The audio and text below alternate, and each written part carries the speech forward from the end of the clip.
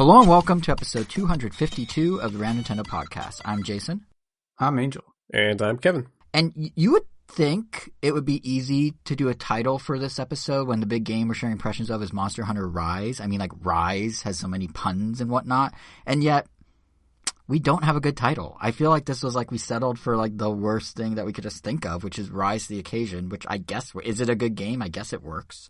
Yeah. Does it rise to the occasion? Okay. Oh, you were asking There we us. go. Yeah, I haven't played it. Is it a good game? Like, I thought it was a does that title rhetorical work? question that you were just like leaving up in the air.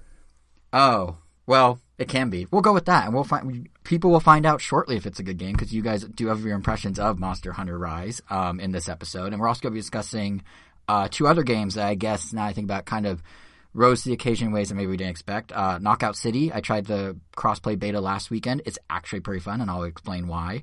And this week's surprise release of Pac-Man 99 that came out of nowhere. Plus, we're going to have some news to discuss. Well, not really news. We're going to be discussing when we'll be discussing news, because it looks like the summer plans are coming together for the industry. So we'll be touching on that a little, and whatever other news may come up along the way. So, timestamps are on the blog post for this episode. If you're on YouTube, they're under the video. But let's jump right into the game that made our episode name so lame, which is Monster Hunter Rise. Angel, Kevin, you both been playing it. How was it? Oh, wow. Already? Sure. Yeah. Well, I mean, it's Already. great. What else would we be talking about? Wait, you're asking? Go ahead. No, but, yeah. No, yeah, I mean, it's been great so far. It's pretty much, I mean, I don't know, Monster Hunter, at least like in my case, since I've mostly kept up with the franchise, I played Monster Hunter Monster Hunter 3 Ultimate on the Wii U. I played a ton of Monster Hunter 4 on the 3DS. I dabbled on Monster Hunter Generations on the 3DS, but that was around the time when I started to, I guess, veer off of it. I think I just needed a break. So I skipped out on the Switch port of it. I think it was Generations Ultimate or Generations something. And then, there was obviously World, which I thought I was going to get really into, but the timing of its release, even though I got it day one, which I really regret because, I ended up not playing it. I think it came out around the same time as God of War, and I was still really deep into Smash Brothers, so there was no way I was going to get to it. But taking that long hiatus made me really hyped for this game, and I'm like enjoying every bit of it. I forgot how much they streamlined, like from the last time I played Monster Hunter, and a lot of it won't be obvious if you haven't played a lot of the previous franchise, some of the previous games, because the game still feels pretty dense, at least as far as like, just navigating the menus, or just a lot of the minute, or I guess the intricacies of, I guess, crafting, for lack of a better term, and collecting resources and building weapons. Like, a quick example is that in 4 and Try, or 3 Ultimate, you would have to literally purchase pickaxes. There were different types of pickaxes. There was like a weak, a medium, and a strong one. I don't remember the exact names, but, the more expensive it is, the longer it lasts. And you would have to find certain stones around the world as you're exploring. And you would find these stones, press A to interact with it when you have a pickaxe. And you would get an item, repeat multiple times until you exhaust either the stone that you're mining or the pickaxe breaks. Nowadays, you don't have to craft or create a pickaxe. You just always have one. And when you find these stones, you just have to hit it once, and you get literally everything you would possibly get from that stone at the same time. So it's like a one and done, and there's no need to manage pickaxes. Same thing goes for collecting insects. Before, you would have to craft a bug net using like a spider web and a twig. Now you just press A when you're near one and grab them. There's no even net animation. It's just like... So it did the opposite of Animal Crossing, essentially? Yeah, they're just like... People just want to get to... I think it almost feels like the thesis is like, let's just get the people hunting as soon as possible. And on one hand, like, there's some things that are really great. There's other little tiny things that I kind of miss. Like, a big example is like, well, one of the biggest, obviously, best changes that I know within World, but, not since last time I played one of these, is that the whole map is one giant interconnected world. There are no load times in it. You just traverse through the whole thing. They're still numbered to kind of give you an idea. If you're playing with friends, you could be like, oh, I'm in area 5. Even though you could see them, there's like little tiny arrows pointing in the direction where your friends are and where they're facing. But now from the very beginning, as soon as you start your quest, there will be question marks around the map showing you where the monsters are. And yeah, that's great. Like, it just tells you, all right, I'm just going to go here. Until you've encountered a monster once, they're going to appear as question marks. So you may not know exactly which of the question marks it is on the map. But, you're going to encounter something really quickly. And, I mean, in the past, that just wasn't even a thing. You would literally have to, like, blindly go around the map until you know, like, all right, it's usually in these areas. You'd go there. It may or may not be there. And once it is there, then, it gets a little dot when you're encountering it. But the thing is, once it runs away from you, you lose the dot. And if you didn't pay attention to what direction it went flying, then you may have to hunt for it all over again. And they had these things called paintballs or paint markers that you would throw on the monster, and then it would stay highlighted on your map. So that's completely gone because, if I already hunted a monster before, it's always going to tell me where it is no matter what. So I don't know, I would say it kills like maybe 2% of the immersion because, there's less hunting now and more so just, I guess it is still hunting, you're going to the target and eliminating it, but they definitely got rid of any of the finding the monster game part of it. Although you could argue that, that was probably not as important. I think the sacrifice was definitely balanced out with just making the gameplay way more fun than before. So it was a loss, but not that as big of a loss as I'm making it. It almost sounds like a mainstreamification of the franchise a little. Because, I mean, this is a franchise that, like, it's now the second biggest for Capcom behind Resident Evil, I believe. Like, it's like 70 million copies sold. So I think I wonder if they're looking like, all right, well, how do we get the biggest in Japan, all the people that would want it? How do we get people that don't want it to want it? And this might be how. Yeah, because and all of that definitely helps. Like, another thing that they've slowly been improving upon, like, one thing that's great about these games is that everything they've implemented stacks on top of each other. Like, they rarely get rid of features. The only one I could think of off the top of my head is swimming, which was in Monster Hunter 3 Ultimate and Tri.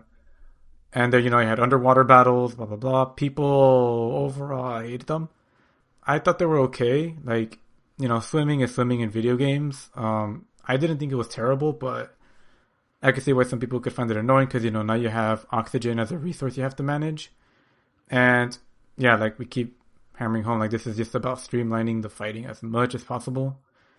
And yeah, so that's the only thing that didn't come back. But like in 4, they introduced pretty much like running up like climbable walls. In the past, you would have to slowly climb them. You could jump as you're climbing. It was literally Breath of the Wild climbing, exactly as it is there. It was here. I mean, in Monster Hunter 3 and 4, except that you could only do it in certain spots. In Generations and 4, and I think in World, they made it so you could practically run up these walls, jump off of them, but it was still in designated areas.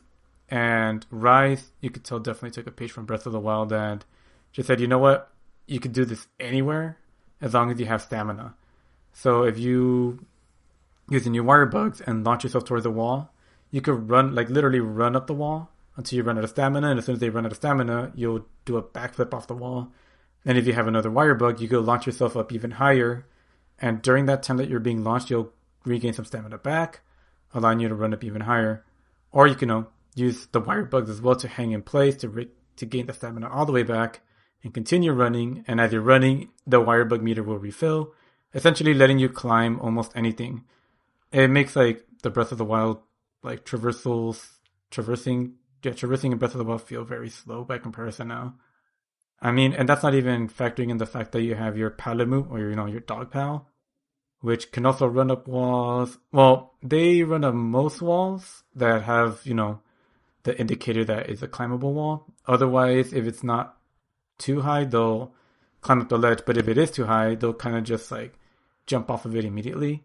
But, you could bust a Super Mario World with the dogs. You could, if you're off a like giant cliff, if you're on top of a giant cliff or mountain, you could get a running start, jump off with your dog, and then jump off of your dog to get more distance, and then wire bug across, and then hang in place, do an aerial dash, then do another wire bug, then hang in place, and then do another aerial dash. Essentially, moving around is ridiculous. Super Mario Worlding. Basically, it's the only thing I could think of off the top of my head where you jump off your horse to get extra air. But I mean, just so already you can see that there's already just so much, so many ways to move around. I don't know, and it's really fun. Just running around with your dog, just a great sense of speed that you never had before. You could never move around the world this fast, and I can only imagine how this is going to get stacked on top of later. And I keep saying this, but that's not even mentioning the fact that there are dozens of weapons you can pick from. I don't know exactly how many. I'm going to guess over 12. There's probably more, maybe at least 12. But each one plays pretty different from the last. Some of them ranging from basic as far as like how many different moves you can do to it's going to take you months to figure it out, let alone master it. And typically I always like to play with the dual blades, just dual-handed swords, just because they're the closest thing you have to just attacking very quickly without having to worry about the actual time it takes to charge an attack, pick it up, swing it, because a lot of these weapons can be extremely slow and have like incredibly long, hit delays and recovery times. And yeah, they deal a lot of damage, but they're definitely not for everybody. And back before there were dual blades and the insect glaive, which is what I'm currently using, most of these weapons just didn't appeal to me, and maybe that's why the game didn't click. But when they introduced the dual blades in Ultimate, like I freaking loved it, and they were just really fun to use. And now I'm using the insect glaive, which is basically I'm fighting with a pole that has an insect attached to it, and instead of just charging up something sharp and attacking the monster with it or using a hammer, this one's all about pole vaulting off the ground, pogo hopping off the monster while attacking it. And you also have like a bug friend that you could send out to attack certain parts of the body of the monster to gather these nectars that come in red, white, and orange, which either, they'll increase your overall speed, increase your attack power, or they'll make it, I forgot what the last one did actually. But, if you have red and orange, you are immune to, if you have white and orange, you're immune to the animal roars. If you have red and all of them combined, you can, do crazy attacks you can only do with your insect in combination with them. I don't know, it's nuts. And, it only gets more fun when you incorporate just playing with other people. And, they also have their own cooking thing. And I didn't even talk about customization, so I don't know. There's a lot to this game. Let me just put it that way. There's a whole ton. And God, I didn't even mention how many puns there are, specifically cat puns, because cats kind of run half of the town. Your cooks are cats, some weapon stuff is handled by cats, and they pretty much insert meow or kitten or, I don't know, any version of the cat name into their vocabulary. The dogs don't talk, though. I don't know. I guess cats are the only ones that have mastered the linguistics. Wait, Angel, you mean to tell me we were struggling with a pun for Rise and we had a whole arsenal of cat puns sitting there that we could have used for the episode? I guess so. Really? They're all terrible. Yeah, they're really forced in. A lot of them don't really work. bad. A lot of them don't work just because they're literally just forcing the word kitten or perfect or meow. Oh. Like, we've forced some puns before. But because they're cats, like, I don't know. At least I enjoy reading it just because it feels like, it's just a cat just not knowing how to English properly. But, I don't know. Obviously, yeah, you can customize your character, make him look like literally however you want. I typically don't spend too much time in character creators. I kind of just made a character that looked like Samus. Really long blonde ponytail. I was pretty satisfied with that. You're going to be wearing a lot of armory craft based on the enemies, on the animals, the monsters you kill. So most of the cosmetics may or may not even be visible, except maybe the face, depending on what armor you use. But that's essentially the gameplay loop. Go hunt monster, get materials from monster to craft stronger weapons and armor, use stronger weapons and armor to kill stronger monsters, rinse and repeat until, you fight city-sized monster that requires the help of everybody. Oh, that's right. They even have a new mode called, I guess it's the Rampage. This is definitely new to this game, and it's kind of nuts. Like, you have to fight so many monsters at the same time. It's almost a miracle that the Switch can even run this. And it also makes it even more perplexing that this is something that they put on the Switch game and not like on the PS4, like back when World came out. But, it works well. It's basically tower defense. You could put up turrets and automated cannons, or you could set some up that have to be manned by you. You have to keep the monsters from destroying your barriers before they break into the city. You don't exactly have to kill them. You can if you really think you. I don't know if you think you're good enough, but after a couple hits, they usually just run away. But there are certain animals that specifically target only your weapons. There's animals or monsters that specifically only target, the hunters themselves. So if you're trying to, protect, or if you're trying to defeat another monster might just be going after you. And others will just ignore you and just straight up go for the wall. So there's a lot to manage. Definitely, everything is just better with more people, or with people in general. But I'm sure people can have some fun with it on their own. But no, even Kevin, joining multiplayer is easy. But yeah, Kevin, are you playing multiplayer or single player with your copy? I'm doing single player, and I think it might be a detriment to this game. Well, I don't know how how are you playing it, Angel? Exclusively with at least Elvis, or most of the time it's just my brother and I. But I would say a little less than half the time. We'll have my brother-in-law joining in. We usually have like 2 to 4 people. It's always 2 to 4 people. Okay, gotcha. Yeah, I'm playing the single player, and I am miserable. Really? Yeah. One of the very first level 1 quests that you get in the game is to defeat an agnosom. I believe that's how you say it. It's just like a bird. And they give you 50 minutes to complete it. It took me 49 minutes and 30 seconds to complete it. I went down to the wire. The amount of times that bird would just hop up and leave to a different area of the map, and the amount of times that the cat would tell me, "Oh, it's tired, it's almost down," and I still had 15 minutes to go before it would actually go down. Oh, jeez. I was going insane. I would have cried if I didn't finish that quest, but I just finished it with 30 seconds to spare. It makes hunting with other people makes a huge difference, because even if I'm pretty sure the difficulty of the monster scales with how many people are in there, but when we did that mission in particular, I don't think it took us more than 15 minutes to just kill it between me and Elvis. Oh my god, maybe 20. and then Jesus after Christ. And then after upgrading some armor, I was able to kill that bird on my own in 5 minutes. But oh my god, what is? That's also just because at that point I had practiced a lot with the weapon. I was in that training room area, just trying to figure all right, what are my best combos? What's the way I could do damage? And you have your traps, and you also have to make sure you keep, sharpening your tools, which can get annoying. But in the past, that was a tool that you'd have to make sure you carry whetstones, because if you run out of whetstones, then your weapon becomes dull and you can't even damage the monster. But now it's just an infinite resource, and if you jump on your dog, you could run around and dodge the monster while you're sharpening your tool, or heal yourself for that matter, or eat a steak. What is kind of funny is, you're talking about, Angel, how fluid everything is and how much quicker it feels, and then kind of just nope, it's still taking me all 50 minutes. Which I think would be for me too. I remember I tried try with you, and it's just nope. I feel like some weapons are way harder to use in single player, just because sometimes you need the monster distracted by other people to even get decent hits with say the great sword, or oh no, I was using the dual blades. Oh damn! I was using the dual blades, and it took me. He was giving you an out, Kevin. He was letting you save face. Nope, I'm not gonna let this. So here's the deal. Did you do the Attack on Titan Levi move, where he spins around like a Sonic the Hedgehog all over the? Yeah, monster? It is pretty cool.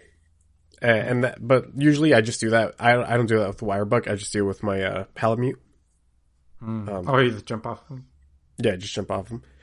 So here's the deal. This is my second Monster Hunter game. The first one that I played was Monster Hunter World, and I barely touched that game too, just because it was another situation where no one's gonna play with me. Because I got it on PC because I thought, PC is gonna be where it's gonna look the best, where it's gonna run the best. And then your brother decided to get it on PS4. Regardless, so I barely touched that game, and so with this game, I do see, or I do hear how they streamlined it. And for most of it, I don't ever feel confused by its mechanics. Maybe a little overwhelmed by just the amount of stuff that there is to do. Right off the bat, there's a shortcut. It's ridiculous.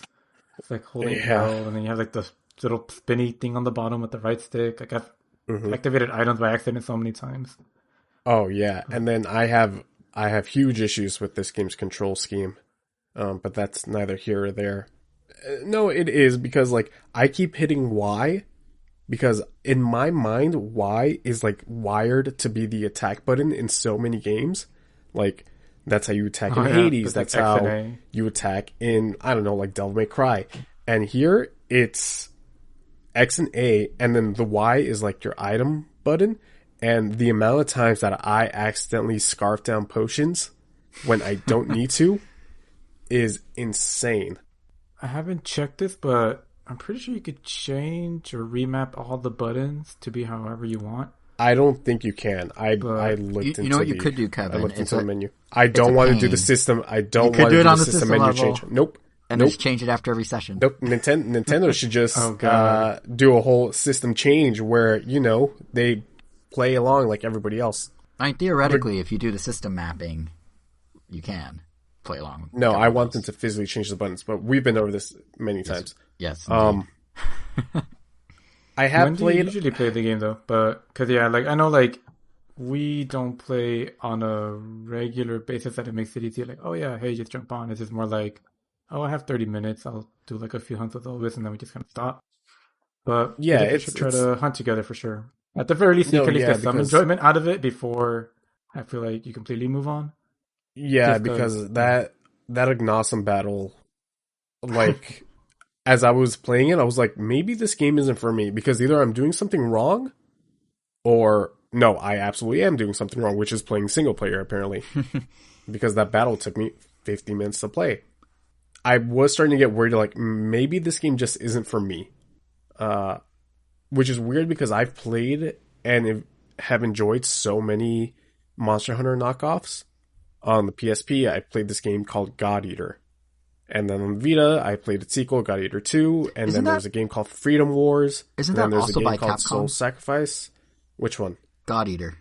No, God Eater is Bandai Namco. That's right. Okay. I was thinking of God Hand, I think. That might be. Namco Is that anything? Did I just make something up? Namco Banco, yeah. Namco. And so I've enjoyed those. Maybe because those have a little more anime spin as opposed to this, I guess. Whatever this is. What would you give it? Whatever this is? I guess just like fantasy. Yeah, it's weird, yeah. It feels like, it's like Final Fantasy-ish. I feel like character design-wise. I really do like how... How much of World did you play, Angel? Oof. I think I just played like the intro mission where you have to fight, or you're like climbing on top of that giant monster. Yeah. Definitely less than an hour. Okay, yeah. Like 30 that minutes. Town, that main hub area was so confusing to get around. God. Yeah, I do remember I did the hub area. Yeah, and so like it's very simplified here, which I greatly enjoyed. I honestly, half the reason that I stopped playing Monster Hunter World was because I could not navigate the hub area. It was so confusing. Like a pain just to be like, oh, I need to make weapons. Like, oh, what floor do I go to again? Like, exactly. I do like that. No matter whether you're in the main hub area, like, you know, the open air town, you know, you could go eat there, you could craft weapons there. But if you go into like that, I guess, area where you could get quests for multiplayer quests or whatever, you can also eat there and also craft weapons there. Like, they have, you know, the same things in multiple places, so... Yeah, exactly. You don't really have to go far, so that was pretty nice. Yeah. But I think, maybe I just have to play this game multiplayer, either with just some randoms or with you and Elvis. Because, even randoms, playing this game single player just isn't it, and... Yeah, it was starting to that battle really was starting to get to me. I have done a couple of quests. I bet 50 minutes for just fighting one monster, like or fighting one monster that kept running around. From what I gathered, it wasn't even in the same spot. It kept moving around, and it was so frustrating. And then there's little gripes that I have with the game. For instance, if you hit Y, you don't necessarily like drink your potion. You have to sheathe your weapon and then drink. Like, you can't just run by pressing the run button. You have to sheathe your weapon and then run. Why not just sheathe my weapon and like do it all in one fell swoop? But maybe I'm just too spoiled by other games that do that kinds of things. Yeah, I mean, I guess that's one thing that has always... It feels like they're like, no, we're keeping this way, because like they're very... Like, the Dual Blitz is like the only one that, you know, once you you pretty much want to have something. I'm pretty sure you had that, something called Mega Dash Juice or Dash Juice. Nope. Because the dual blades like are all about like keeping your stamina up, and if you have something called Mega Dash Juice, it pretty much gives you infinite stamina for like a set amount of time. Okay. And with the dual blades, like you could enter like this demon mode, and that pretty much gives you like an infinite dash. If you have the Mega Dash Juice, and it lets you just pretty much like run circles around the monster, just like slashing them every which way. Wait, so is the dual blades the only one that has that demon mode? Because Yeah. I was wondering what that was every single time that I know that whenever I go into that demon mode, my stamina decreases, but I was like, sure, I'll just go with it. And, you know, I hit in a couple more attacks than usual just by pressing X, but No, yeah, they I thought just do every a bunch weapon of had crazy that. swipes, and pressing like X and A will do like a flurry of attacks. But Okay, yeah, that's why you always that's want to good to know have after Mega that. Dash Juice. And that Right. that probably would have helped you know, just deal more damage a lot quicker to the bird Awesome. to kill it sooner. That GT The bird. umbrella bird. Yeah. The little animations they show in story mode. I mean, also I just love seeing like the monsters animate. Like I don't know, some of them are really creative. I like that they're not just all dragons in this one. Especially if you look at some later, there's like this very big fat kappa. There's this creepy looking bear monster that like creates like ice swords. I don't know. Sometimes you feel sorry for them when like they're getting a really bad beating, but I don't know. A job is a job. Gotta kill nature. Monster writing is kind of weird. Well, it is. It's cool, but it's a little finicky to control. Like the fact that you have to hold a button to move them To move. Yeah, is it's very, very awkward. strange. It's very awkward. Yeah, usually as soon as I ride one, like, you know, if there isn't another monster near there, I'll just immediately press B or whichever button it is to have him ram a wall, and then I think it's Y. Then you press B to like regain balance, and then just immediately ram another wall. But Yeah. yeah, some of these monsters get crazy mobility. Like when you get to the Magnamala, or maybe we'll do a hunt with you with that one. Jesus, that thing is like jumps all over the battlefield and does like that M Bison thing from Street Fighter where he like flies through the stage like a Superman and like I don't know, could get across the stage in like the blink of an eye and could just Also- like one shot you if you're not careful. But yeah, Also, I feel like I've been spoiled by lock-on because these games do not have lock-on. there is And- kind of a lock on. I'm constantly whiffing my attacks. Like if Consistently. you press oh, I see what you mean. Yeah, like you could lock the camera onto the monster. Like if you when you encounter the monster, you could click. I think it's L3 or R3, and it'll put a reticle on top of the monster and the icon on the top right. And then every time you tap L, it'll just reorient the camera to wherever the monster is. So it's not like a consistent lock on because you have to keep tapping L. But you know, if you're like facing the opposite direction, you can just tap L and it'll immediately flip you over. Yeah, But- I think my lock-on, I think, is more of like a Kingdom Hearts lock-on where I lock Yeah. onto an enemy and I am following that enemy no matter what. And when I move forward, I am moving towards that enemy as opposed to if Any direction I'm you pick. Yeah, any direction, exactly. Because I'm Yeah. constantly whiffing my attacks. And, Yeah, and that's I was like, normal at the beginning. huh, this is Monster Hunter then. Huh, interesting. And that's why it's little things like that that make me think like, huh, maybe this series just isn't for me. Maybe I should go back to my regular JRPGs, but I mean, maybe a multiplayer round or two will change my thoughts, but yeah. I'm just glad that Angel eventually offered to let you play with him, because that's weird. As if someone was listening to this and it's like, Angel's like, yeah, I play with my brother and like I have all these multiplayer groups, and then his co-host Kevin is like, I have no one, and just it's never addressed. Like I'm glad Angel pulled through and offered for you. But Kevin, Yeah, we'll see. how are you playing it, Kevin? I only asked because you sent us that screenshot or that photo the other day of that weird little clip for your Pro Controller. Are you playing this on your TV or using that crazy? What is that thing actually? So it's a clip. So when back, what generation was it? Was it the PS3 and Xbox 360 generation? Or was it, no, it was the PS4 and Xbox One generation where second screen experiences were supposed to be a thing. Yeah. Similar to the Wii U, when like you have your controller and then you put a clip on it and then you'll attach your phone to like the top of the clip. That way you always have like your map on your phone, and all you got to do is just look down at your controller, and there you got an entire map. So somebody, and I wish I had the name of the clip, but I threw away the box, made that essentially for the Switch Pro controller and the Switch screen. As I have detailed plenty of times, the Joy-Con ergonomics are terabad. So, last episode I talked about my Hori Split Splat Sploro. I think you added a couple extra syllables there this time, Sploro. Yeah.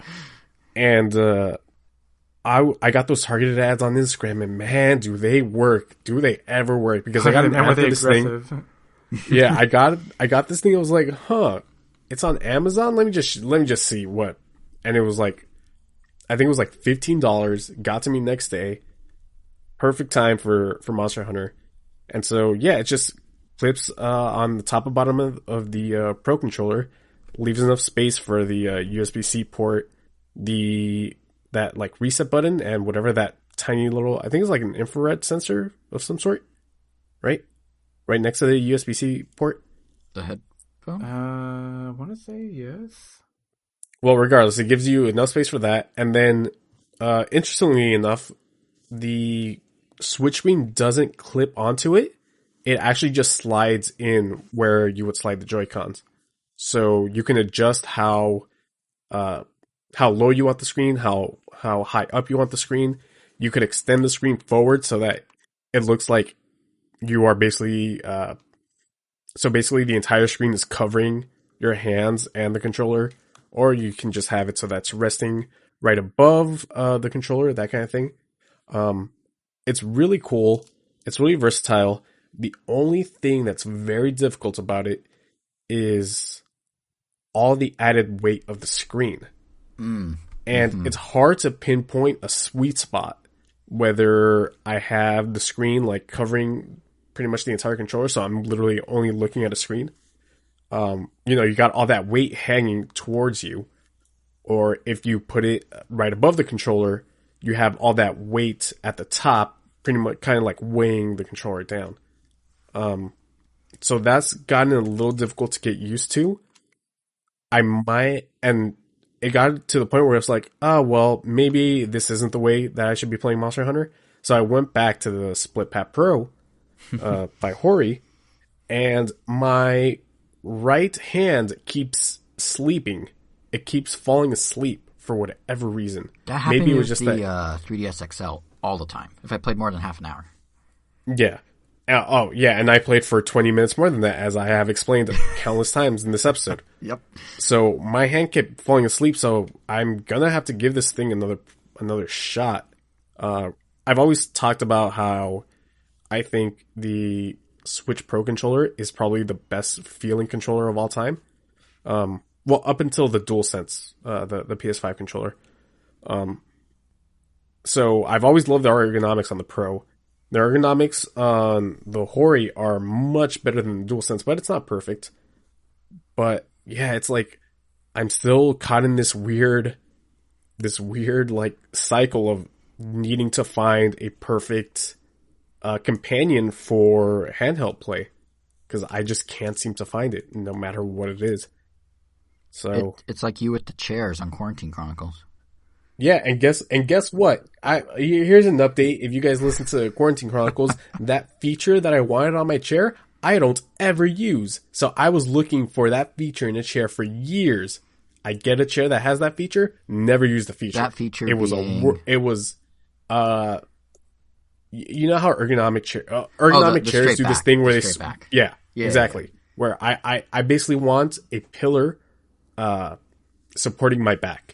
I don't want this lumbar crap, and I don't want that thing where the back basically curves backwards. I don't know how to explain it. Go listen to that episode of Quarantine Chronicles where I complained about chairs for like 30 minutes. That doesn't entice folks to check out Quarantine Chronicles if they haven't yet. I don't know what. Yeah, exactly. So. But yeah, well, Kevin, dig through your order history, and we'll put the name of the little clip on for anyone who's interested on the blog post. Yeah, hold on. Let me keep vamp while I bring up my Amazon list. Okay. But yeah, is there anything else you guys want to touch on with Monster Hunter, or should we jump to what I've been playing while you guys were busy with The Fixture S1, they claim is the original Pro Controller clip mount for the Nintendo Switch. the original, the OG? Yeah. Oh, it was way more expensive than I thought. It was $35. That's still half a Joy-Con, so, you know. Yeah. It's funny though that you made the comparison. Like, remember the second screen experience with PS3 and 360 or PS4 and whatever. The thing when you sent that photo, I immediately thought of those xCloud, like Game Pass, Microsoft Game Pass, like clips they make so you can play like Halo on your phone using a real controller or whatever. Like, you know what I'm talking about? Oh yeah, that's the thing that that's jumped to mind absolutely for me. what this is. So anything else you guys wanted to mention about Monster Hunter, or should we move on to our next game? Nothing much aside of, like, I mean, clearly I'm in love with this game. I think I wouldn't really recommend it if you have a consistent group of people to play with. There are people that I know that can really enjoy this game on their own, but other than that person in particular, because I know they're a really, really, really, really huge fan. Masochist. I don't know anyone else that enjoys playing this like on their own. I mean, randoms can be fun sometimes, but that mileage may also vary because I guess one important thing to mention is that if you get KO'd 3 times by a monster, the hunt is over. And if you're playing with 3 randoms and there's someone that's just kind of being reckless and gets himself killed 3 times and, you know, everyone else is doing fine, then, you know, that kind of abruptly ends the game and it's kind of annoying.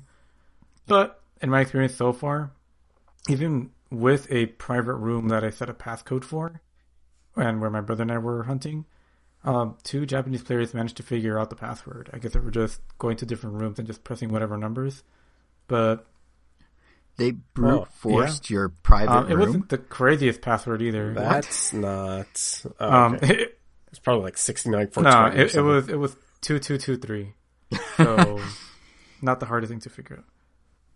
But still, they had to sit there and go 2221. Maybe they got it right away. I'm guessing they were like, both they friends and maybe one just told the other because they joined at like around the same time. But yeah, fun game. There was a demo out, but I doubt the demo's out anymore. I was just otherwise try that out. No, it's still there. It's definitely it's still worth there. checking out. At least like to get a feel for the mechanics, and then just see. I mean, you can also hunt with people in that one, so at least other demo users. So it sounds like to the multiplayer point they need to make like some sort of like Monster Hunter Rise like matchmaking dating app or something. I mean, the game shipped 5 million copies already in like 10 days, which is I think a little slower than World, but that was on 2 platforms and this is on 1. So, you know, it's doing pretty well for itself. But like, there's people out there. You just need to find them and hope they don't brute force in, but actually will communicate with you based on what you guys are saying. Yep. Yeah, exactly. Plentyoffish.monsterhunter.com. There you go. But yeah, it's all right. While you guys were busy with Monster Hunter, I was checking out 2 other games. The first of which was the crossplay beta for Knockout City, which, as a reminder for those out of the loop, this is what amounts to Splatoon Dodgeball, but by EA and Valve Studios, who also, in case you forgot, is the studio that A, was behind Mario Kart Live Home Circuit, and B, was founded by the original guys behind Vicarious Visions, who did everything from, you know, getting Tony Hawk onto Game Boy Advance back in the day to figuring out how to do Guitar Hero on DS.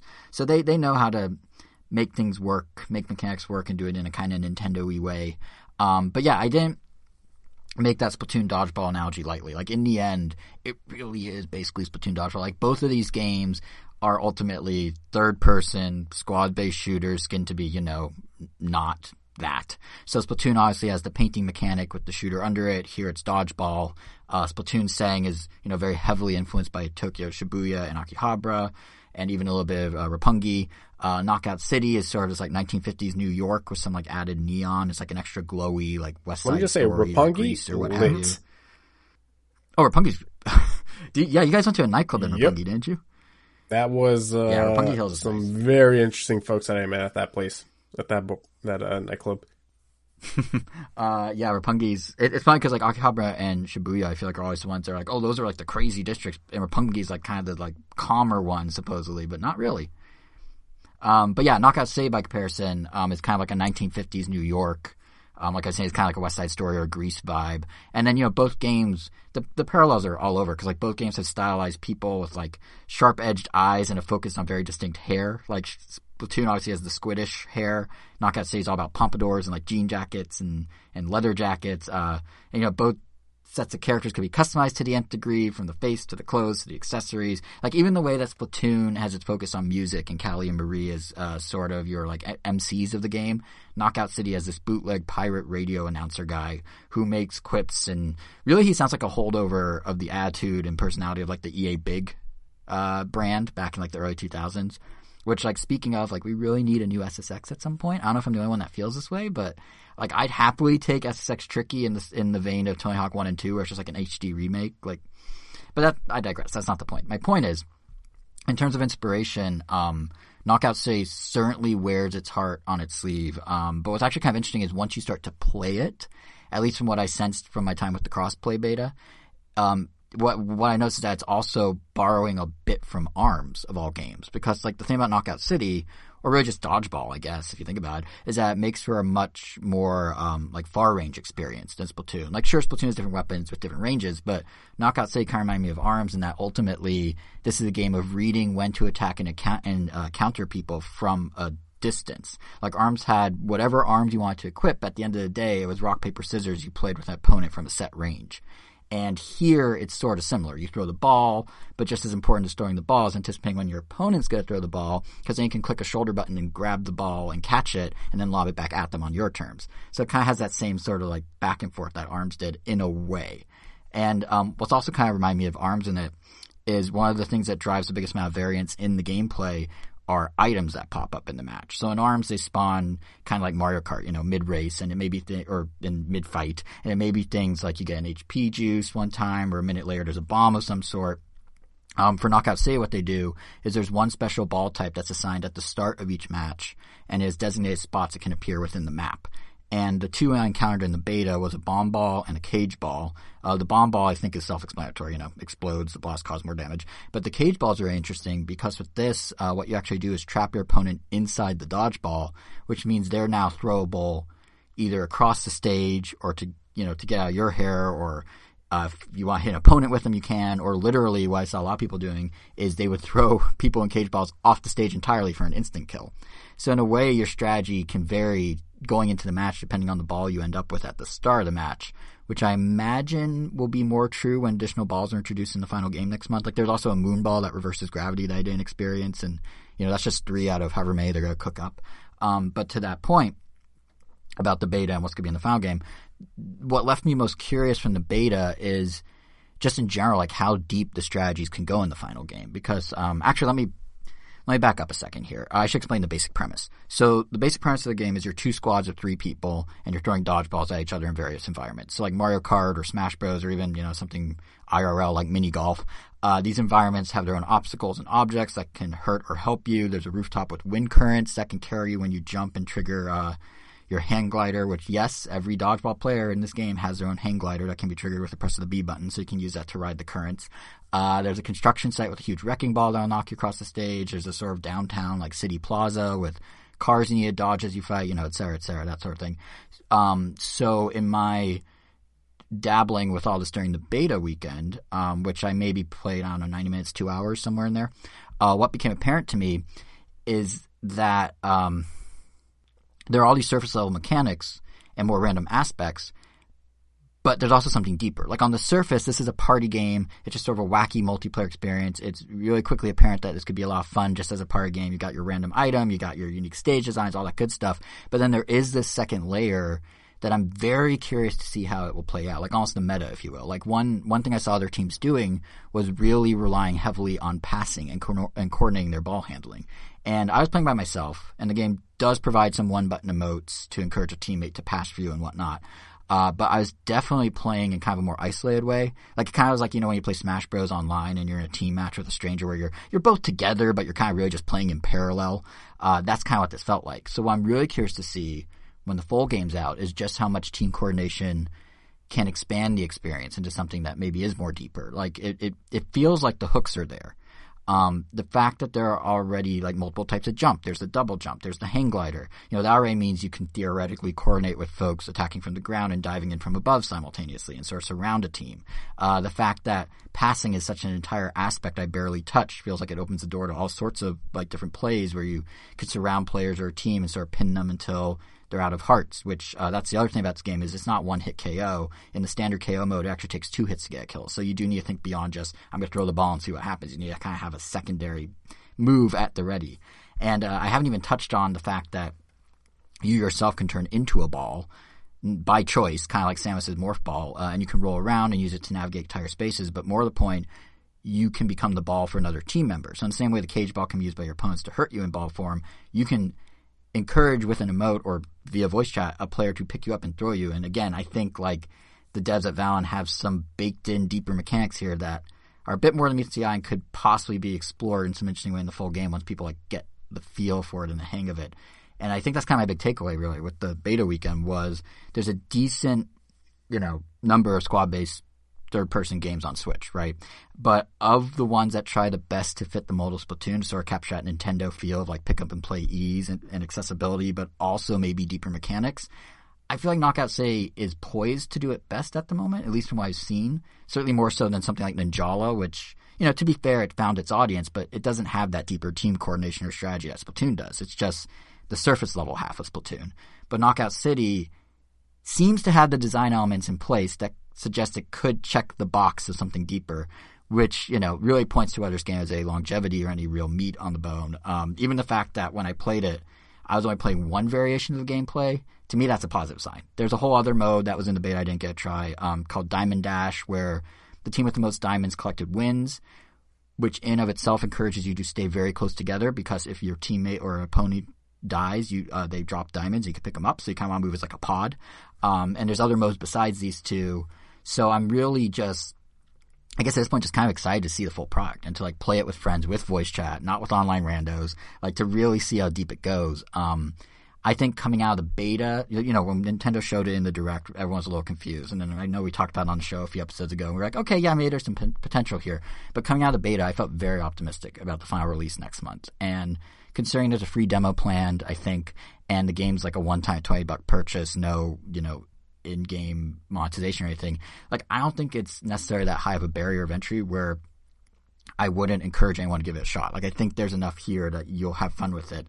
Certainly this is one of those games that's going to live or die based on its player base size, but it's encouraging that like there's so much here in the demo to see already, and there's already over 1 million people that downloaded that beta. So that means at least there's some interest there, right? Like the fact that that there's 1 million people playing it, it's cross-play from day one. I think that's a pretty savvy move on EA's part. The Switch version already has performance and quality modes built in right off the bat in the beta, so we don't have a situation like Fortnite where there's siloed audiences. They're trying to get everyone together to get as big of a player base as possible. So yeah, I'd recommend keeping it on your radar. It seems like there's actually some real interesting potential inside this thing.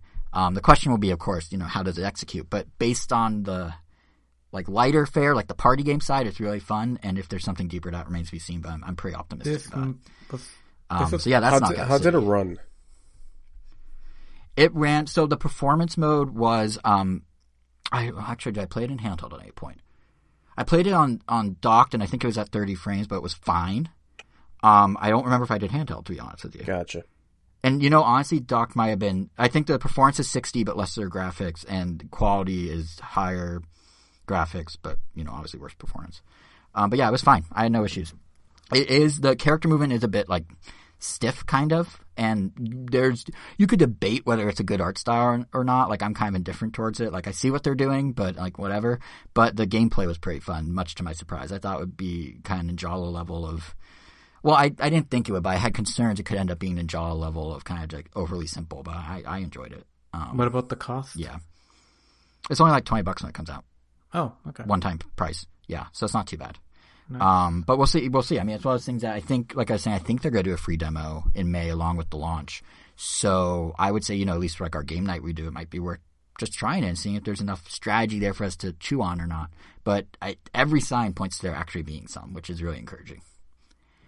So yeah, that's Knockout City, I guess. Something to keep on your radar that, I don't think many people Definitely did. Definitely on the radar, for sure. Yeah, the other game I was playing is one that I had no idea would take over my life these past few days because it literally didn't exist until, I don't know, when was it announced? Wednesday? And that's Pac-Man 99. And when I say take over my life, I mean like literally it delayed on 2 separate nights multiple hours, making dinner got delayed to a point, much to my girlfriend's chagrin, but like 2 separate nights I was like playing this for like hours at a time, and there's only been 3 nights since it came out as this recording, so clearly it's hooks in me. But anyway, yes, Pac-Man 99, surprise announcement and release by Nintendo and Bandai Namco, that very, very closely follows in the footsteps of Tetris 99, most notably in the fact that the base game, the online Battle Royale, where you play Pac-Man with 90 other people simultaneously, is a free-to-play experience for all Switch Online subscribers, which means I have it, you guys have it, lots of people listening have it. Did either of you try it, and what did you think if you did? I had a few opportunities to try it.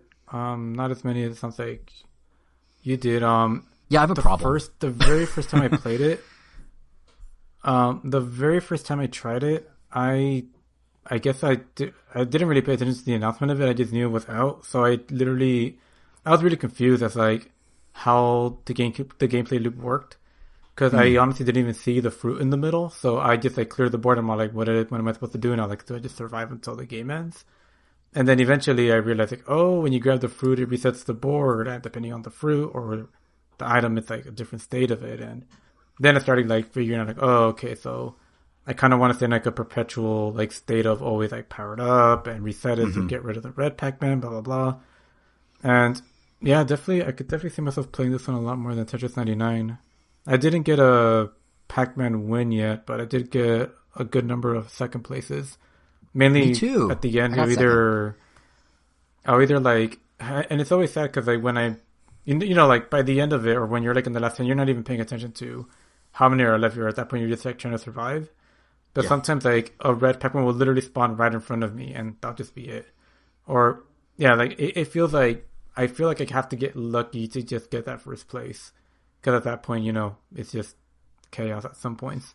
There is a level of that with Tetris 99 too, though, where like it depends somewhat on the blocks you get in the end. Like you can always figure out a spot if you're good at Tetris, but sometimes the game just screws you. Like it's like the randomization element. But Kevin, did you try it at all? No, I haven't tried it. Quick question: This essentially replaced Mario 35, right? Seemingly, yes, it seems to have, but this one's permanent. They have you can actually buy the thing with additional content, so it's not going anywhere. Mario was all free and limited. Gotcha. So this is an actual like augmentation of the lineup versus just like a swap out thing. Right. Yeah. But it is funny because in the very beginning they offered the purchasable upgrade. Yes, they did. Which is interesting. Yeah, and it's interesting because like it's I was just say it's funny because talk about the gameplay that you're just going in the gameplay loop. I feel like in a way this game is almost more of a Pac-Man Championship Edition 99 than like original Pac-Man. I mean, certainly the aesthetic is OG, like original Pac-Man, but the game puts a huge emphasis on that ghost train idea that is so central to Pac-Man Championship Edition. And I think it's been like a year since I talked about Championship Edition here on the podcast, but just as kind of a reminder, it's a version of Pac-Man that really ramps up the frenzy feeling because there's combos to be made by collecting more ghosts at once, and the bigger the number of ghosts you string together, the flashier, more like oomph the experience has. And I feel like Pac-Man 99 pretty much took that mechanic, ripped it out of Championship Edition, de-resed it, and made it the centerpiece of like how its entire Battle Royale system works. And you sort of touched on some of the stuff like the red Pac-Man and all that, but to explain it a bit for those who haven't played it, maybe Kevin, here's how Pac-Man 99 works, like just kind of top down. So you start on a standard Pac-Man board, as does every one of your 98 opponents. And each time you get a ghost, it sends what's called a jammer Pac-Man, which is like a little white silhouette of Pac-Man, to a targeted opponent's screen that will slow them down if they try and pass over it with normal Pac-Man. And like with Tetris 99, you can choose, I think it's, the right stick, you can choose if you want to target people who are already targeting you, target people who are maybe on the verge of losing, the strongest opponent, that sort of thing. But since Pac-Man doesn't offer a way to send ghosts in bulk like you can do with garbage blocks by clearing multiple lines in Tetris, they brought over that ghost train idea I was just talking about. So essentially, like on the left and right of the maze are these two vertical rows of what are called sleeping ghosts. And as soon as you roll over them with Pac-Man, they automatically fly to the nearest normal ghost and become a train, which is basically like a snake of ghosts. And the longer the train gets, the more ghosts you'll overwhelm your opponent with, should you then munch through them all while on a power pellet. So this is obviously where things get a little more interesting because there's now a cycle to this, which Angel, you sort of already touched on. But for those who haven't tried it, basically what you have here is this potentially infinite Pac-Man gameplay where they had to figure out a way to get the power pellets to come back and to have the ghosts keep respawning. So what the developers did was implement a system where eating enough pellets will spawn a piece of fruit you can eat, like in normal Pac-Man.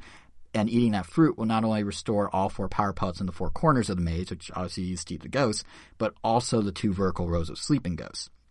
And it's these extra sleeping ghosts that can be spawned whether or not you clear out the existing ghost train that then sort of keep the machine moving. Like theoretically, you can stack them together over and over to create an absolutely massive train to combo your opponent into oblivion.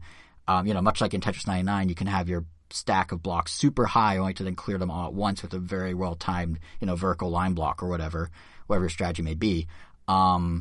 But it's that sort of dynamic of, well, how big of a combo do you make of the ghosts? How do you munch through them? What are opponents doing to you? That's sort of the gameplay loop. And at least, I don't know about you, Angel, for me in Pac-Man 99, I actually found myself doing kind of figure 8, where I would summon and munch through the 2 ghost trains with as many power pellets as I needed, and then I would immediately respawn the sleeping ghost and do the ghost train again. Like, I never let them build beyond what was in the sleeping ghost train initially.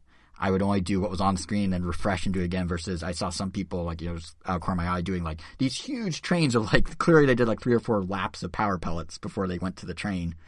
Did you find yourself just doing like the quickest way out, or were you doing more like strategic? Let me see how big I can build it. The strategy that consistently got me to second place, or like at least top 5 every time, would pretty much just be clear the entire board without consuming the ghost train at least twice.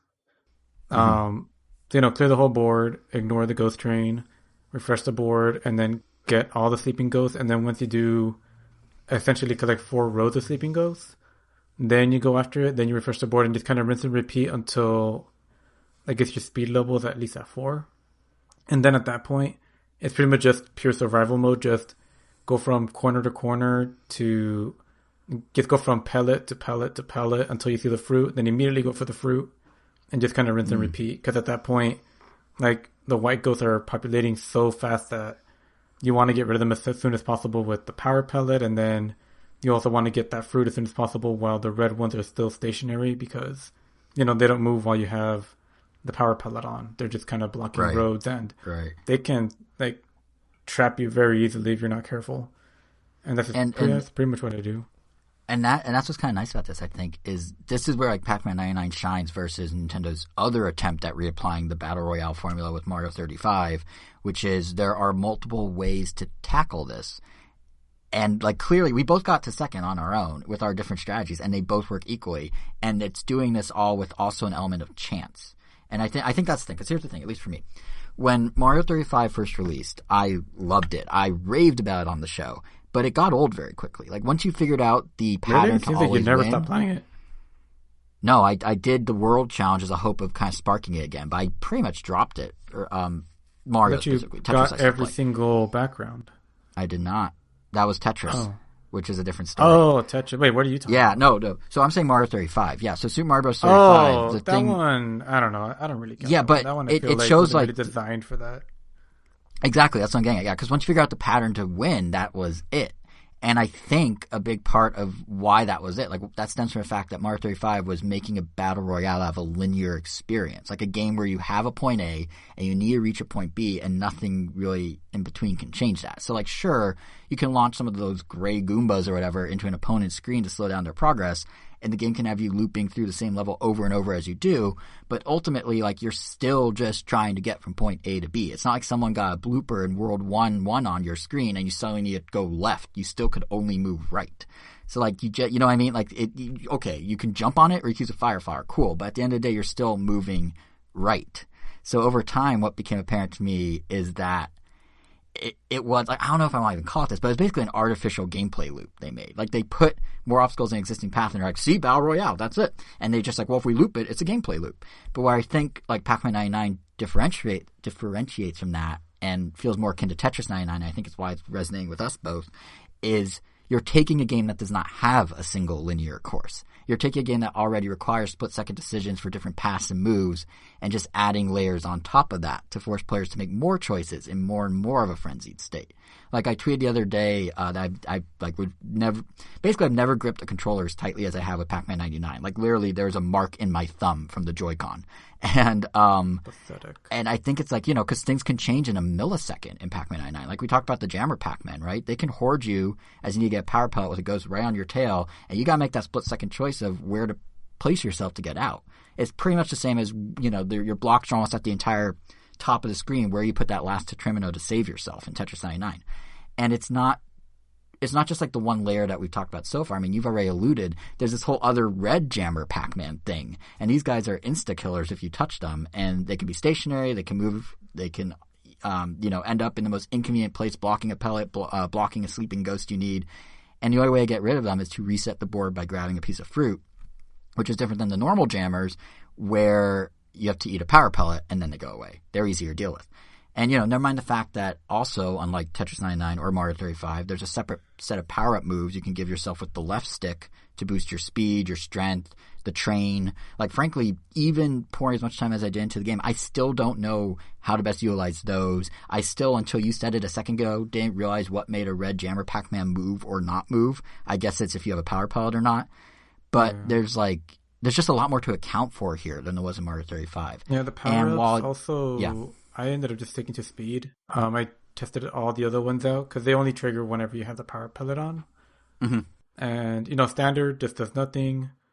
Did you go over them? No, I didn't go over it. I just rattled them off. But yeah, if you want to touch on them. But yeah, train, I don't really understand it. I read the description. Yeah. I'm like, I still don't know what this does. Power, apparently whenever you eat a ghost, for every ghost you eat, it sends 2 ghosts to your opponent, but it also gives 1 to you. Mm-hmm. And it also decreases how long your power pellet mode stays on. Because, you know, you're in theory, like, you know, doubling how much damage you're dealing. But, yeah, speed, just having the speed one on, even though it says it makes you a little weaker, I never really saw how that translates much into gameplay. Because, you know, everything is a one-hit kill anyway. Yep. But, you know, just having the speed on and whenever you have the power pellet just allows me to get from pellet to pellet, I guess, without losing any time in between. And, you know, it also lets you, like, outrun those Pac-Man ghosts or the Shadow Pac-Man. I keep forgetting what they're called, even though we keep saying it over and over again. The Jammer Pac-Man. Yeah, Jammer Pac-Man. But I think to your point, like we're sitting here like speculating, well, what does this one do? What would that one do? Like Tetris was just straight up Tetris. Mario 35 was Mario, but random enemies appear. Like, this one is admittedly more complicated to understand, but I feel like overall it makes it just a more rewarding experience than Mario 35 was. Like it adds a lot of the variability and thinking on your feet of Tetris 99 that Mario 35 simply didn't require from a player in the longer term. Like in the first playthrough, in the first week maybe, but like by month 3, you know, it was always the same thing. Here, even if you understand all these mechanics, there's so many mechanics at play. Like what if your opponent's doing double ghost? What if this? What if that? You know, it will always be a slightly different experience, which is what's really cool about it, I think. The lack of linearity really helped it. Where I think, and we kind of touched on that, or sorry, what were you going to say? Oh, no, I'm just agreeing. Oh, yeah. Where I think it perhaps falls a bit short, Pac-Man 99, is what we sort of touched on, which is if you choose to buy the full package at $30 MSRP, you get everything. Now, granted, it is a lot of stuff. You get a CPU battle mode, the ability to have private matches, a score attack mode, a time attack mode, an 8 Pac-Man mode. I don't even know what that is. But the one that jumps out to me is you also get 20 custom Namco skins. And these are, in a cool way, like the Namco version of the Nintendo Maximus Cup Steams and Tetris 99, the ones that, Angel, as you point out, I have all of and plan to continue to have all of as they roll out more. But here, it's everything from Galaga to Dig Dug to Rolling Thunder to some really obscure ones like Bravo Man. I don't even know what that is from Namco history. But, yeah, you have to buy them. If you want 1 or 2, they're $2 a pop. If you want all of them plus the other modes, it's $30. You can just get the modes for 15 with none of the skins. But in all this talk about gameplay loops, it, to me, is a little disappointing to see that for everything Pac-Man 99 does right with mirroring the Tetris 99 experience, they chose not to make the skins unlockable through gameplay, or at least not these core 20. Maybe there are more coming, but maybe that was Namco Bandai's call. Maybe Nintendo is still experimenting with best approaches for this formula, but I think what worked so well for Tetris in particular is they had the varied gameplay and the in-game events and the unlockables, and they're like multiple hooks that all kind of interwove with one another. And Mario 35 tried with just the event hook, right? Like I did talk about in January or something, the world challenges, and they had themed weekends and stuff like that. And I mean, I guess it kind of worked. Like I enjoyed the world challenge. It gave me some My Nintendo coins, but I distinctly remember I'm like, you guys go try it. And both of you were just like, nope. So clearly it wasn't enough of a hook to, get everyone to boot the game back up. And now we have like the opposite with Pac-Man 99, where there's a better core gameplay hook, but not the longer term recurring reasons to come back if you lapse. So it's going to be interesting to see, what this means for the player base over a longer period of time. It being free on Switch Online, I suspect it'll keep a certain degree of people engaged because as more people sign up, there's just going to be more people trying it out. But this sort of breaking apart of what makes Tetris 99 works, not works, but what makes it work, it makes me wonder what Nintendo's like what are they're clearly looking for some takeaways as they continue to expand out this idea and engine. So I'm kind of curious like where it goes and how Pac-Man 99's like shelf life is compared to Tetris 99, which is still active 2+ years later. In terms of like a good player base, you don't have to wait long to connect and that sort of thing. That's kind of weird to me that they didn't do any of the unlockables in the same way. I don't even think there's like avatars or little player icons you can unlock. You level up, but it doesn't seem to do anything, unlike in Tetris and even Mario. I don't know. I just see different icons on the people on the leaderboard, so they must be. I don't remember getting, but like when you level up, I don't remember getting an alert saying, "Hey, you got more icons." They're there somewhere, but it's not like that. The like deeper loop is not as clear as in the other games. But I'm hoping, to get some good takeaways here. I mean, it was last episode where I was saying I think it's cool to see other franchises do Tetris 99 or an equivalent with Battle Royales. And, at the time I was talking about Super Bomberman R Online, and frankly, Pac-Man wasn't even on my radar at all because Namco already did a Battle Royale Pac-Man on Stadia with Mega Tunnel Battle. That was called Super Tunnel Battle, something like that. But that was different because that was one giant interconnected maze for 64 players. And this is obviously the Tetris approach. And also, like, how weird is it that I just name dropped 2 first-party, like, Stadia, or not first-party, but Stadia first games in a single show? Who thought that would ever happen? And, of course, it only happens after they shut down Stadia. But yeah, I don't know. Like, is there other games you think might do well with the 99 treatment? Kingdom Hearts 99, baby, let's go. Just like endless battles with various that's all that series is at this point anyway, so might as well give it to me. Give it to me, Nomura. I mean, it seems like that's the thing, is anything that can be done endlessly and have variability could work. Like, I feel like even WarioWare or, like, Rhythm Heaven could work in a way. I don't know what the thing they would throw in would be. Battle like Royale obstacles. Game coming out, so. Right, and that's basically you're doing constant battles until the last person's alive, right? No idea. There isn't much I could think of, especially for Nintendo properties, but, I mean, just think Pac-Man, it's like, I just think Snake, freaking Snake. But, yeah, I don't think we have to limit ourselves to Nintendo, though. Honestly. And one that my brother mentioned the other day that I thought would be kind of neat. Billy Hatcher 99. Oh, that'd be so cool. You just roll eggs at each other? Think of how many eggs there'd be on screen. At least 99. It would basically be, at least, yeah. You just want the Switch to overheat, huh? You just want to cook some eggs. I mean. But what were you going to say, Angel? Well, coincidentally, another Sega thing.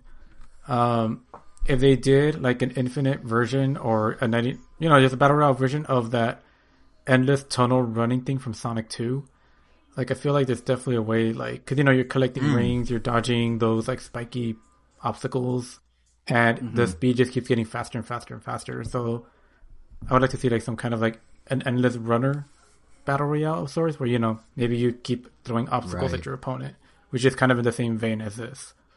But yeah, and by that token, if Nintendo wanted to do something like that, they could turn it 2D again and do like Excite Bike in a way. It runs the risk maybe of being a little too linear like Mario, because there's only so many things you could do to change Excite Bike track, but potentially. But yeah, I don't think, to your point about like you're both mentioning Sega and Square, I don't think we need to limit ourselves to Nintendo at all. I mean, obviously Pac-Man isn't. Snake. And whoever made Snake, Nokia? I don't know. But yeah, like Pac-Man clearly is some sort of collaboration because it's identical to Tetris 99, Mario 35 in menus and style and everything. But like the engine that's powering all this is something called the Nintendo Bezel engine. And it's apparently, I was researching it a little because I saw the logo on the eShop. It's apparently one of the few, if not only, engines and middleware that Nintendo makes and actually licenses out to third parties. and Nintendo uses it themselves too. So like Clubhouse Games is apparently built on this. The really wild one is Super Mario Party is built on this engine somehow. But there's also a couple third-party games that have used it, including some indie game called Vroom in the Night Sky. And I'm just thinking, like, if the tech's there and the engine exists, and Nintendo could just provide the assets for the menus if they want to keep it really like there's so many options for like any company to hop on. GDR 99. Oh god, people would like die, literally die. I mean, literally. Well, die. that's the They'd price just you be pay. dancing till they collapse. Ring Fit 99. Oh god. One I honestly can't see happening though, which is funny because this is the one that a lot of people were speculating about. I don't see Donkey Kong 40 happening. Like I remember when Mario 35 was starting to, it was announced they're going to sunset. Everyone's like, oh well, they're going to do a Donkey Kong one for the 4th anniversary. 40 players all going up the tower, and like, sure, I guess you could throw in extra barrels that someone has to jump over, extra fire they have to dodge, but like, it's the Mario problem again. What would they then do? Just hop more? Like use a hammer more? Like there's not really a loop, it's still a linear, it's just up instead of right. But I think like, well, I mean, there's multiple. It's the same 4 levels over and over again. I mean, I think you can make. But that's like any the Mario work. problem at that point. Yeah. Yeah, I think Frogger would probably be more interesting than Mario. Yeah, that'd be interesting. Donkey Kong. I do think looking at Nintendo's IPs or beyond. Yeah, I think like something like Ice Climber, I feel like would have some issues because again, it's point A to B. But Balloon Fight 99 could work. There's ways they could do it. I think. What would be interesting though is for the games where there are limits, like Zelda, for example. Some people are like, oh, Zelda would be cool. I guess in the overworld, yeah, you just have things happening in the overworld where you fight enemies, but because you do have the freedom of movement like Pac-Man. But I feel like the way it would work best to combine the most. What was that? No, I feel like a Zelda one would get old pretty fast. Yeah, that's kind of the concern. But I think if they did like an NES Remix 99, like. If you are like in the way I was starting to say, maybe WarioWare could work. Like if you were cycling through a whole bunch of different things and they're randomized and they do different things and there is not a pattern to figure out, that might, I don't know. Like it would let them bring in a lot of games that maybe wouldn't work otherwise. But I guess if you couldn't tell, really what I'm getting at, I just really love the 99 series as a concept. Like I think it's an incredibly clever way to reuse existing IPs and NES. And maybe even eventually Super Nintendo and Genesis with your Sonic 2 thing, to reuse that era of games in a way that actually feels fresh instead of just a pure re-release. Like even Mario 35, I was tearing it apart like, oh, it wasn't good, I got tired of it. Like it wasn't as good as these, but like at least it was something new for a while and different and fun for a moment. And I think Pac-Man 99... No one misses it. Yeah, well, some people do. But I think Pac-Man 99 and Although how it I remember exists, arguing against that initially when it was first announced. It's like, oh, I'm kind of bummed that it's only a time thing. But then, it's like I never considered the fact that it's like a one and done thing. I don't know. But what sucks about that is like for the I played people it and then I was, Yeah, the thing that sucks about that, though, is for people who did enjoy it at some deeper level. I don't know who they are or why they are, how they are. But let's say they did. No offense to those people. They lost it. Like for us, we're like, oh, we prefer the variability of Pac-Man or Tetris. But like for them, if they really loved it, it's gone, to your point. And I feel like we switched sides of the argument because I was saying at the time, well, it's like a special event. Like you go to Con, there's a special thing for 4 days. And I get that. But like I do kind of feel for those people who were into it because it is just vaporware. It just evaporated into thin air now. Like you could still find Game & Watches. You could still find Mario 3D All-Stars because they made physical things and they're still out there unsold. But Mario 35 is just gone. But yeah, the existence of Pac-Man 99 and all these 99s and everything, it gives me hope for some other things that I at least wanted out of Nintendo. I mean, first of all, we can apparently will things into existence through this podcast. Because like I said, we talked last episode about other games doing a Tetris 99 Battle Royale approach, and then literally 10 days later, Pac-Man 99. And it was also last episode that we talked about the Switch 4K and premium features we may want. And I was saying how Bluetooth audio support would be cool. And guess what? There's a Switch firmware update that came on Monday. It was called 12.0, but had actually no features.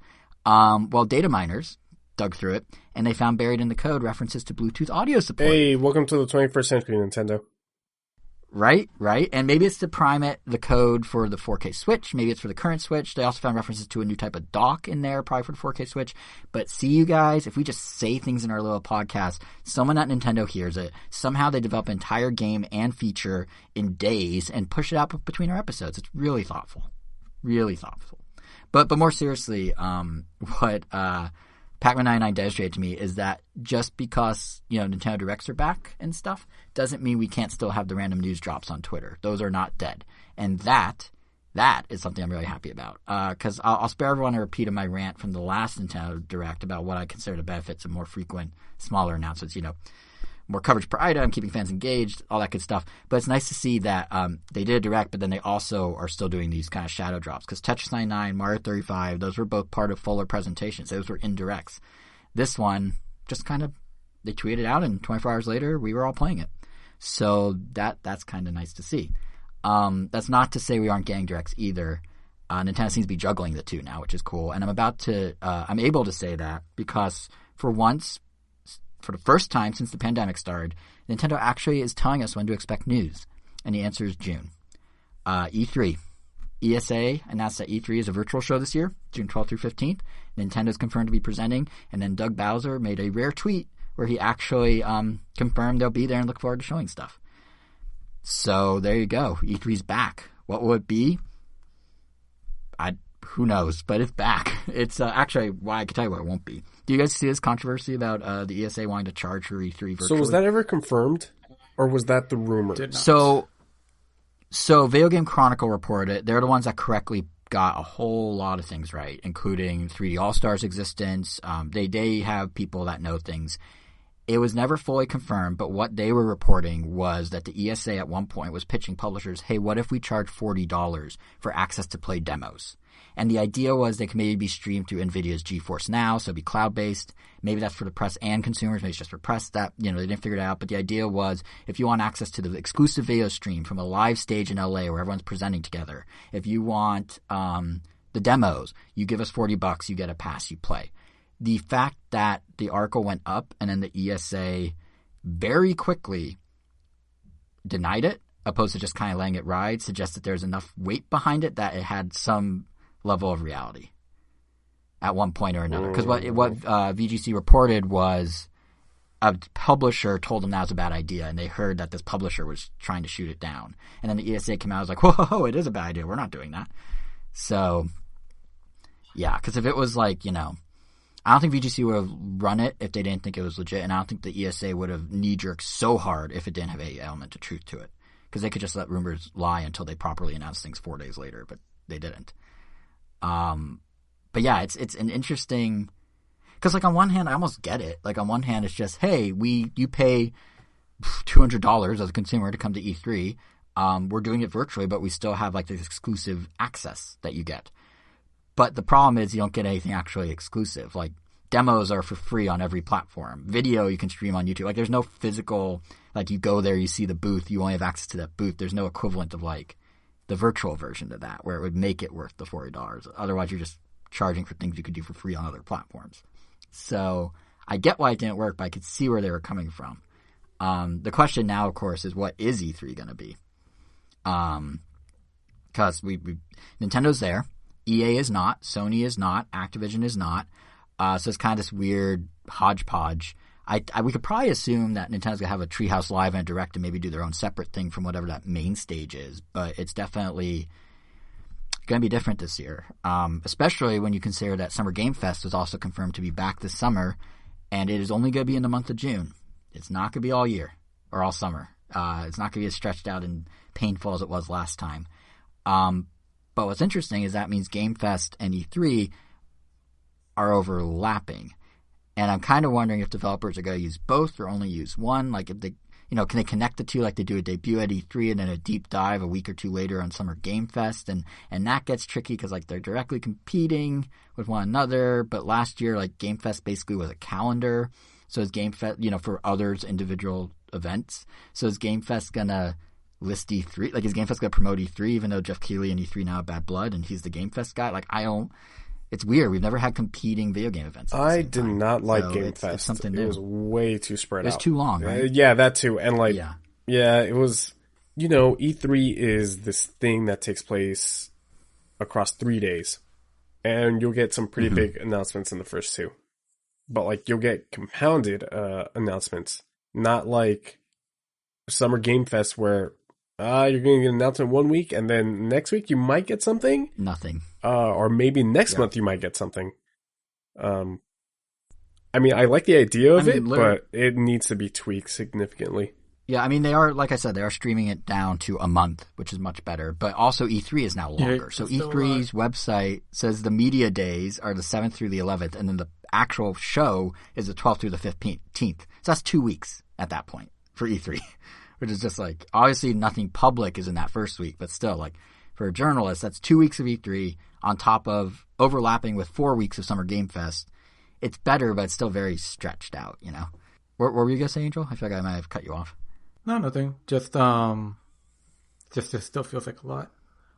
I don't know. I'm used to. I mean, I like multi-day events, but I feel like after 3 days, I'm kind of over it. But I don't know. Just like Las Vegas, like it was last time. Yeah, yes, it's very. First 2 nights Vegas, are fun. yeah. After that, it's kind of like I think I'm ready to go back. I think there's a reason you go for a weekend. It's an exception, but I think any longer than what it is already. You know, we go like Wednesday through Sunday. Yeah. Yeah. Sometimes we leave Tuesday night. Is that a thing, or we leave Tuesday morning? I mean Wednesday morning. We've done Wednesday morning. Yeah, Wednesday. I think morning. 1 year we did Tuesday night. Yeah.